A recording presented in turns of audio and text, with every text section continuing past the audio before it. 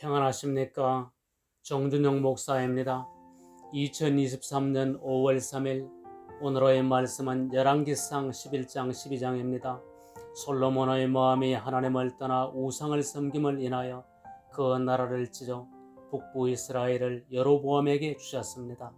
하나님께서 여로보암에게 말씀하시기를 내가 너를 취하리니 너는 무릇 내가 원하는 대로 다스려 이스라엘 위에 왕이 되되 내가 만일 내가 명한 모든 일에 순종하고 내 길로 행하며 내 눈에 합당한 일을 하며 내 종 다윗의 행함같이 내 율례와 명령을 지키면 내가 너와 함께 있어 내가 다윗을 위하여 세운 것 같이 너를 위하여 견고한 집을 세우고 이스라엘을 내게 주리라 라고 하셨습니다.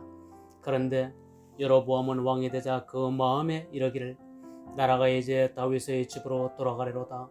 만일 이 백성이 예루살렘에 있는 여호와의 전에 제사를 드리고자 하여 올라가면 이 백성의 마음이 유다 왕 된 거저 르호보암에게로 돌아가서 나를 죽이고 유다 왕 르호보암에게로 돌아가리로다 하고 이에 계획하고 두 금송아지를 만들고 무리에게 말하기를 너희가 다시는 예루살렘으로 올라갈 것이 없도다. 이스라엘아 이는 너희를 애굽에서 인도하여 올린 너희 신이라 하고 하나는 베델에 두고 하나는 단에 두었습니다. 이 일이 죄가 되었습니다. 이는 백성들이 땅까지 가서 그 하나에게 숭배하였기 때문이었습니다.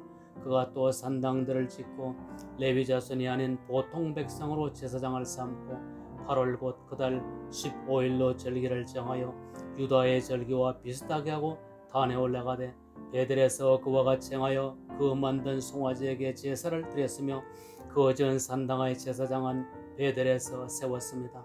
그가 자기 마음대로 정한 달 곧 8월 15일로 이스라엘 자손을 위하여 절기를 정하고 베델에 쌓은 단에 올라가서 분향을 하였습니다. 이 일이 여로보암의 집에 죄가 되어 그 집이 지면에서 끊어져 멸망케 되었습니다. 하나님의 관점에서 보면 참으로 어이가 없는 처사가 아닐 수가 없었습니다.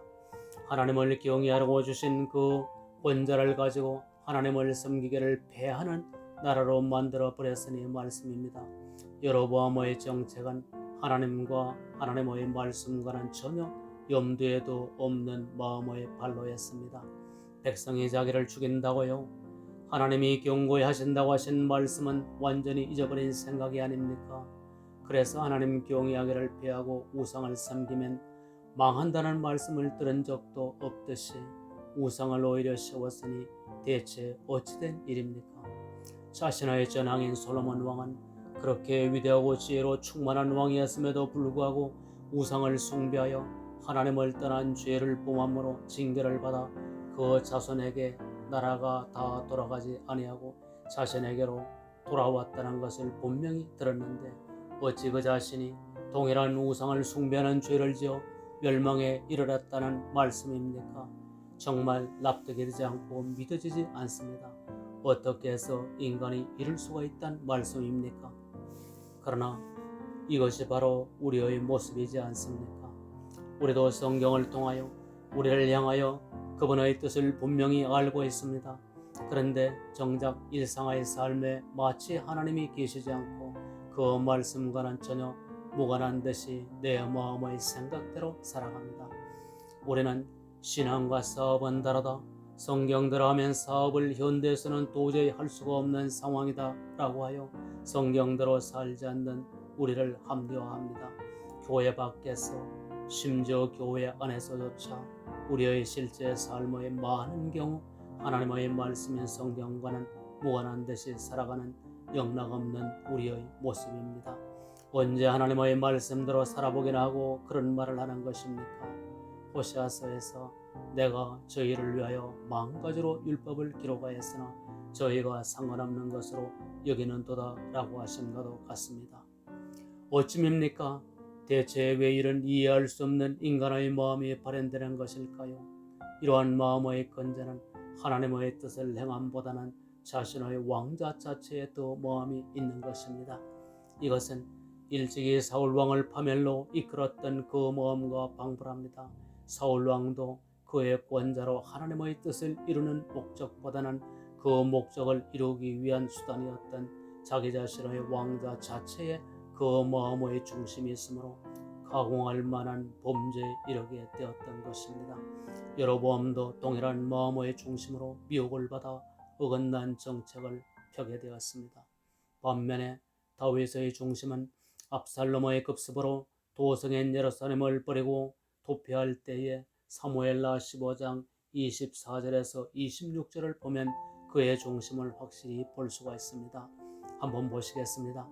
사독과 그와 함께한 모든 레위 사람이 하나님의 언약궤를 메어다가 내려놓고 아비아달도 올라와서 모든 백성의 성에서 나오기를 기다리더니 왕이 사독에게 이르되 하나님의 궤를 성으로 도로 메어가라.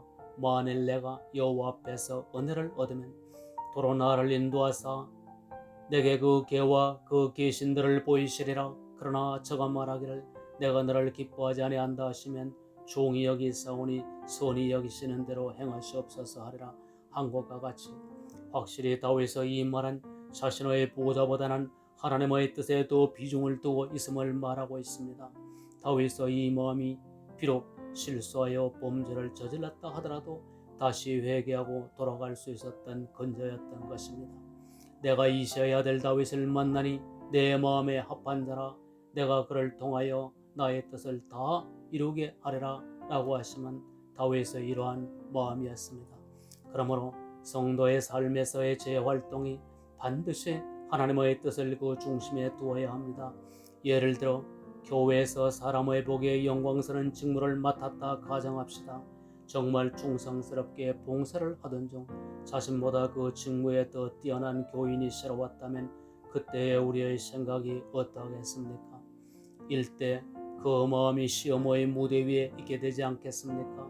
이때에 주님의 일의 진측을 그 마음에 두고 있다면 기꺼이 그 직책을 자기보다 더 능한 그 사람에게 맡길 수 있을 것입니다. 그러나 반면에 사람인 교인들 앞에서 영광받고자 하는 마음이 그 중심에 있다면 그는 그 유능한 교인에게 자신의 자리를 인계하려고 하기보다는 자신이 그 자리를 계속 지키고 싶은 마음으로 영락없이 다윗을 죽이려는 사울의 마음과 같이 되어 엄청난 시기의 마음이 될 위험에 처하게 될 것입니다. 여러분의 사업에서도 동일할 것입니다. 사업 자체이냐 아니면 하나님의 뜻을 이루기 위한 수단으로서의 사업인가? 나의 직장의 삶이 그 자체가 목적인가? 하나님의 영광과 그 뜻을 이루기 위한 수단인가? 요컨대 하나님을 섬기라고 주신 것들을 가지고 하나님을 섬기는 일을 폐하여 버리는 일을 함으로 하나님의 일을 대적하는 자가 되어버렸다는 말씀이 아닙니까? 결국 우리의 중심이 그리스도냐 나의 자아이냐 나의 육체이냐 성령이냐 세상이냐 하나님이냐 땅에서 보상을 받고자 하느냐 의인들의 부활시 보상을 받고자 하느냐 하는 것일 것입니다. 왕정 역사서의 시작 원도인 사무엘상 2장 30절에서 하나님께서 나를 존중히 여기는 자를 내가 존중히 여기겠고 나를 멸시하는 자를 경멸히 여기리라 라고 하시는 모든 인생들에 대한 하나님의 판단 기준이 되십니다. 또한 신약에서 주 예수님께서 친히 이르시기를 사람이 나를 섬기면 내 아버지께서 그를 귀히 여기시리라 라고 하심과도 같은 말씀이십니다. 기도드리시겠습니다. 주여 우리 인생은 하나님께 대하여 마음이 얼마나 둔한지요. 성령으로 저의 마음의 눈을 열어주시어 하나님의 신실하심과 그 말씀을 믿는 믿음으로 경외함과 순종을 하는 삶을 살게 하사 하나님의 귀중히 여기시는 은혜 받게 하옵소서. 우리 주 예수 그리스도 이름으로 기도드립니다. 아멘.